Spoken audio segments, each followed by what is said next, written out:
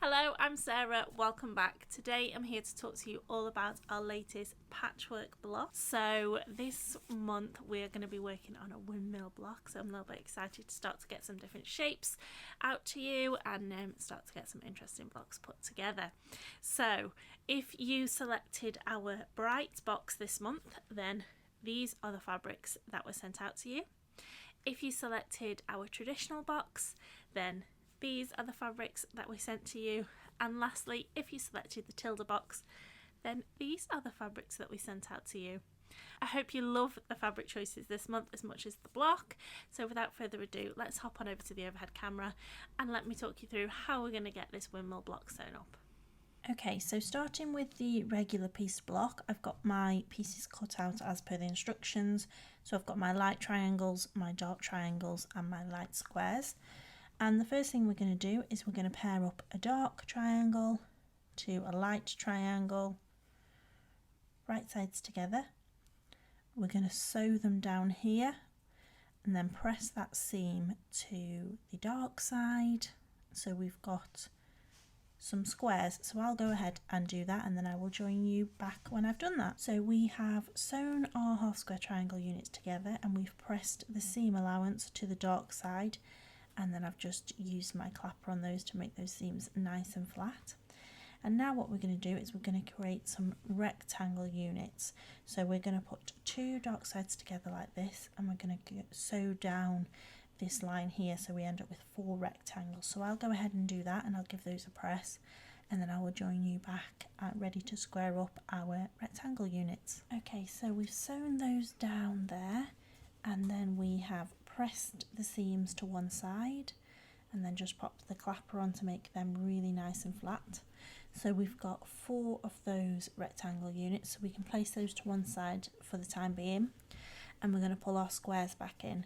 Now I want you to get 2 squares and I want you to sew them together, right sides down one side, so we end up with some rectangle units again. So I'll go ahead and get those sewn and then I will come back to you. Okay, so now we've got our light squares joined together with the seam pressed to one side to make 4 rectangles. So now what we're going to do is we're going to sew these rectangles to these units here. So I'll grab one of each. So we're going to place them together and then we're going to match them up, nesting the seam. So your squares will be bigger than your triangles, don't worry about that. We always put in a little bit of wiggle room in the patterns, as you know by now if you've done a couple of blocks with us. So what I'm doing is, if I just turn this on the side, can you see on this one I've got the seam going this way, and on the one on the back I've got the seam going that way, and that's just going to allow me to nest those seams. Can you see when they go together they stop, and that's going to help give you your perfect point. So we're going to sew that along this line here, and then we're going to do that for the other 3 pairs until we've got 4 units. We'll give that a little iron and then I will show you what those blocks should look like. So now we've got those units sewn together, we've got something that looks a little bit like this. So I've given them a press, and now because you have got quite a bit of bulk here, it will naturally want to send the seam allowance towards your squares. So just go with it, send the seam allowance that way and give that a little bit of a press. And now we want to square these up in the same way that we have done for all of our previous blocks. So we're going to line up our 2.5 inch point bang on the centre, and we're going to square up all the way around. So I will go ahead and do that now, and then I will join you back when I've got all of the blocks squared up. Okay, so now we've got those squared up beautifully, we're going to lay our block out ready to sew. So this piece is going to go here and there and there and there to give us our beautiful windmill. So if we separate that in half, we're going to sew these 2 together down here and these 2 together down here, give those a press, and then we're going to sew straight across here to make one block. So I will go ahead and do that, give that a really good press, and then I will show you what your completed block should look like. So here is our completed windmill block. She's absolutely lovely, isn't she? So now we've done that the regular piece way, let's grab our template and let's have a look at how we're going to get this sewn together using the foundation method. So in your instructions, you also got these templates here, which is your foundation templates. So if you've been with us a little while, you'll be familiar with these. We've got your A, your B, your C, and your D. So you're just going to cut these out along the dotted line, and then we're going to start to work on piece A. Now, as we progress through these, I'm going to do a video demonstration on section A, but sections B, C, and D are pieced in exactly the same way. Okay, so we've got template A here, and we've got our pieces cut here. Now I'm also going to demonstrate today this little add a quarter ruler. You may have noticed in your last block that the squares were slightly larger than they needed to be, and that was so that I could demonstrate this technique for you when we were making this block, rather than getting you to cut two different size shapes. Now don't worry if you've not got one of these add a quarter rulers, I will pop a link to them below if you'd like one, but you can use a regular ruler as well. This ruler just makes it a little bit easier. So these add a quarter rulers, they've got a little lip on them, if you can just see that there, and that really helps nest against your seam allowance when we're going to start to do some trimming.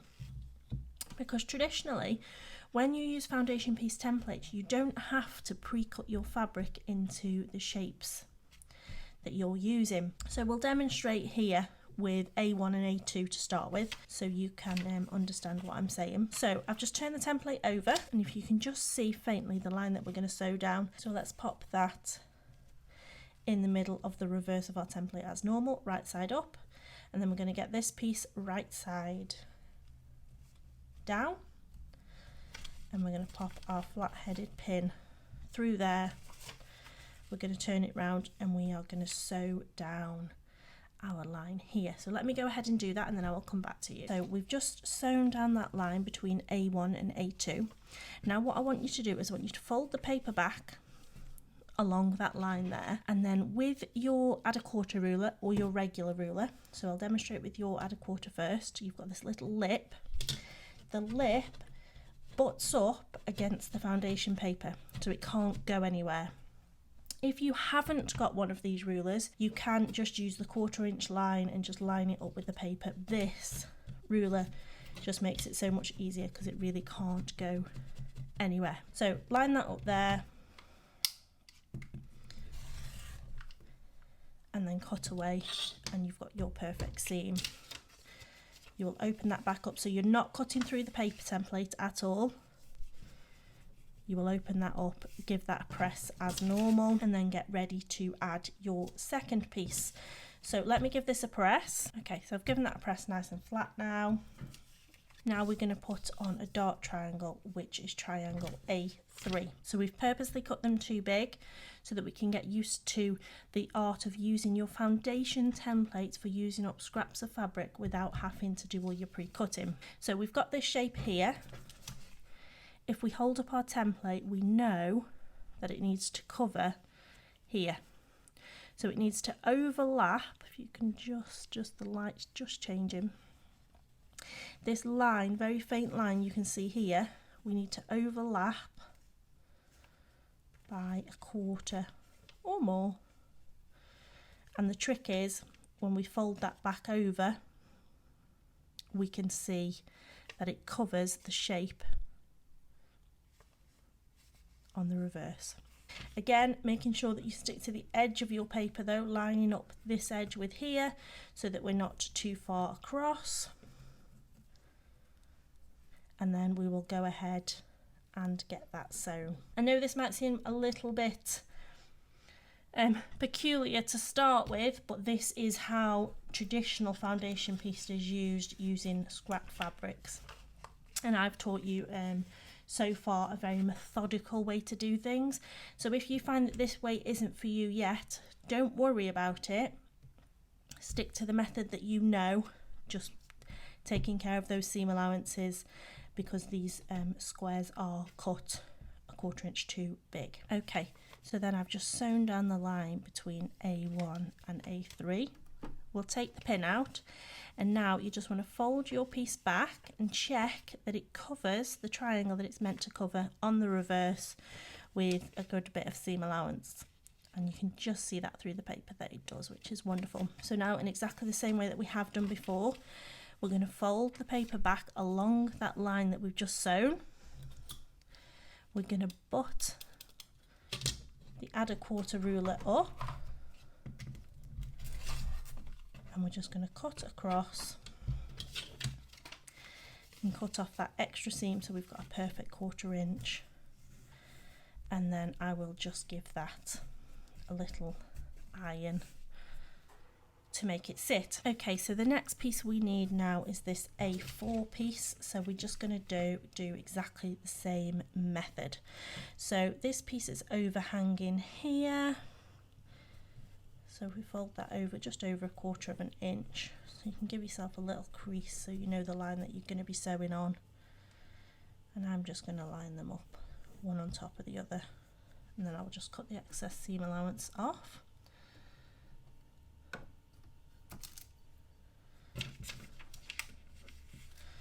Pop a pin through, and then we're going to sew down that line there. Okay, so we've just sewn down the line between A3 and A4, and then we have folded the paper back along that stitch line again, got our add a quarter ruler and butt that up in line with the paper and slice. Now I've already done this because I forgot to hit record. So you just have to imagine that I've just rolled along there with a rotary cutter, and then I've just folded that back and given that a good press for you. Now we're going to go ahead and we're going to put our last square on, which is between A4 and A5, just having a little look. I'm happy with the seam allowance that we've got there. Right sides together. Pop a flat-headed pin in and sew down that line. And I've just repeated that step of trimming and pressing for that seam there. So I hope by getting you to cut these squares a little bit larger and showing you how you can utilise your add a quarter ruler or simply your regular ruler by using the 1/4 inch feature, you can really start to work through that scrap basket and get those involved with these templates that you've got as well. So don't just feel that you have to use the fabrics that we've sent with the templates. You know, make copies of these templates and use them, and get scrap busting for a scrappy quilt as well. That would look absolutely wonderful. So in the same way that we have done with all of our other blocks, we're just going to square this up now using our 1/4 inch ruler all the way around. So there you have your completed block. Now I want you to do that for strips B, C and D as well. So I'll go ahead and do that now, and I will join you when we've got all of those sewn together. Okay, so I have gone ahead and I have got those other strips sewn, and then what we're going to do is we're going to pair them up. So we'll pair those two up and we will sew down here. We will pair those two up, we will sew down here, we'll press those seams open, and then we will sew down this center seam. Now remember, when you are piecing these together, the seams should nest together beautifully, just like that. And if you're unsure, you can always pop a pin through the black line on one side, and it should come through at the point on the other side at the black line. And then you can just use those to secure, and when you sew down this line on your front, it should go through the black line at the back as well. So I'll go ahead and I will get those sewn, and then we will have a look at our completed block. So here we have our completed blocks. This is our bright fabric, this one is our traditional fabrics, and this one is our Tilda fabric. You did it! Well done! I hope you're really, really proud of your windmill block. I can't wait to see photos of them, so do make sure you tag us in social media. And don't forget to hit the subscribe button. It really helps YouTube to share our video to more customers so we can help you get perfect points and beautiful blocks. So until next month, keep sewing. See you soon. Bye!